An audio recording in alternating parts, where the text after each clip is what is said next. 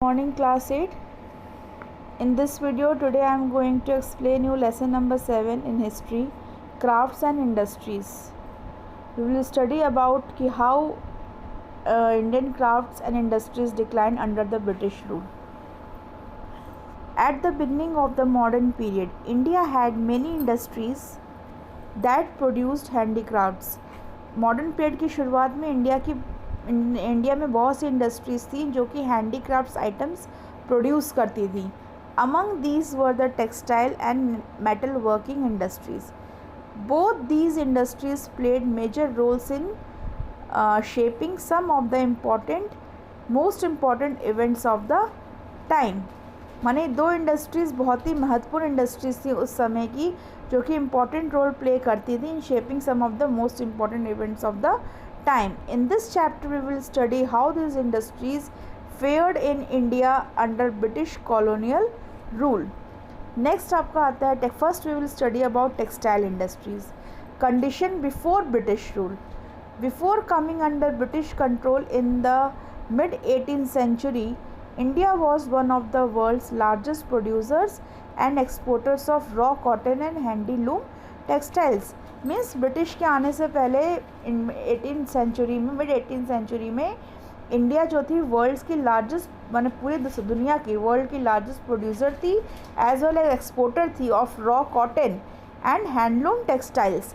After agriculture the handloom industries employed the largest number of main and women in India. Means agriculture के बाद handloom industries ने काफ़ी औरतों और आदमियों को काम दिया. While women specialized in spinning thread, means जो औरतें थी उनका काम धागा बुनना था, धागा बनाना. men specialized in weaving, और आदमी जो थे वो वीविंग में स्पेशलाइज थे. thread was spun using the चरखा यूज़ करके जो है वो चरखा यूज़ करके धागा बनाया जाता था. इस थ्रेड स्पन किया जाता था. It was then woven into cloth on handlooms, और फिर हैंडलूम्स पे जो है उसे कपड़े में बनाया जाता था, कपड़ा बनाया जाता था उस धागे से. The Indians produced a large variety of clothes. Indians जो थे बहुत ही ज़्यादा मात्रा में क्वांटिटी में कपड़े बनाते थे. There were communities of weavers known by different names in different parts of India. जो वीवर्स की कम्युनिटीज़ थी, ठीक है, उनका जो ग्रुप था उनको अलग अलग क्षेत्र, भारत के अलग अलग क्षेत्रों में अलग अलग नाम उनके दिए गए थे. For example the weaver community was called Tanti in Bengal में इनकी कम्युनिटी को तांती के नाम से जाना जाता था. Julaha in Punjab and some other parts of North India. ठीक है, पंजाब और कुछ नॉर्थ इंडिया के क्षेत्रों में जुलाहा के नाम से. मोमिन इन शोलापुर महाराष्ट्र. शोलापुर कहाँ पड़ता है आपका? महाराष्ट्र में. तो वहाँ पर जो कम्युनिटी थी इनकी उनको मोमिन के नाम से. And Devanga, Kaikolar and Saliyar in South India. There were craftsmen who specialized in dyeing and printing clothes. कुछ ऐसे आपके क्राफ्ट्समैन थे जो कि स्पेशलाइज थे डाइंग में और कपड़ों को प्रिंट करने में, डाई करने में और प्रिंट करने में. The communities that dye cotton clothes and thread in Maharashtra. ठीक है, जो कम्युनिटीज़ कपड़ों को डाई करती थी या धागों को डाई करती थी महाराष्ट्र में वर कॉल्ड रंगरेज और रंगारी. उनको रंगरेज या रंगारी के नाम से बुलाया जाता था. And the community of traditional block printers of Rajasthan was called the Chhipa in parts of western and northern India.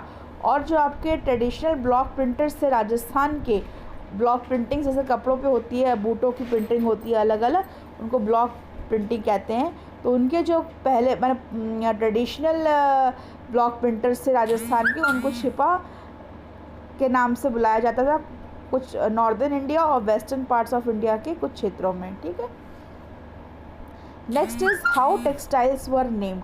अब किस तरह से टेक्सटाइल्स का नाम पड़ा. Some Indian textiles were named after their weaving techniques. अलग अलग टेक्निक हुआ करती थी वीविंग की, तो उन्हीं के हिसाब से उन टेक्सटाइल्स का नाम दिया गया. Among these were Jamdani and Ikat. Jamdani made mainly in Dhaka and Awadh. ये काम कहाँ फेमस था? ढाका एंड अवध में. involved the skillful use of white, black, golden, silver and other colored threads to weave geometric and floral patterns into fabrics. ठीक है, मतलब ये jamdani work आपका देखो, आप यहाँ पिक्चर में देख सकते हो, फ्लोरल डिज़ाइन में जो है इसमें काम किया गया है। माने कपड़ों जो फैब्रिक है, जो कपड़ा है, उस पर फ्लोरल डिज़ाइन पे डाइंग माने आपकी जियोमेट्रिक एंड फ्लोरल पैटर्न पे जो है थ्रेड, कलर थ्रेड से या गोल्डन थ्रेड से या सिल्वर थ्रेड से, ब्लैक से, वाइट थ्रेड से जो है काम किया जाता था, उसे हम लोग कहते हैं जामदानी वर्क। ठीक है, इस तरह से मतलब अलग अलग टेक्निक्स पे अलग अलग उसके नाम पड़े हैं। But that involve creating ikat involved creating patterns on the yarn used for weaving by dyeing and twisting sections of it. Ikat was produced in several places including Odisha, Gujarat and Telangana. Some types like Patola of Patan, Gujarat में and Pochampally of Telangana were named after their places of manufacture. जहाँ पर ये बनते थे उन जगहों के नाम पे इनका नाम पड़ा। बांधना, a name for a piece of colorful fabric worn around the head or neck। ठीक है, बांधनी वर्क से जो काम होता था, came from bandhani, the name of a fabric made in Rajasthan and Gujarat। ये फैब्रिक राजस्थान गुजरात में फेमस है। The fabric got its name from the Hindi word bandhana means time। बांधना means time।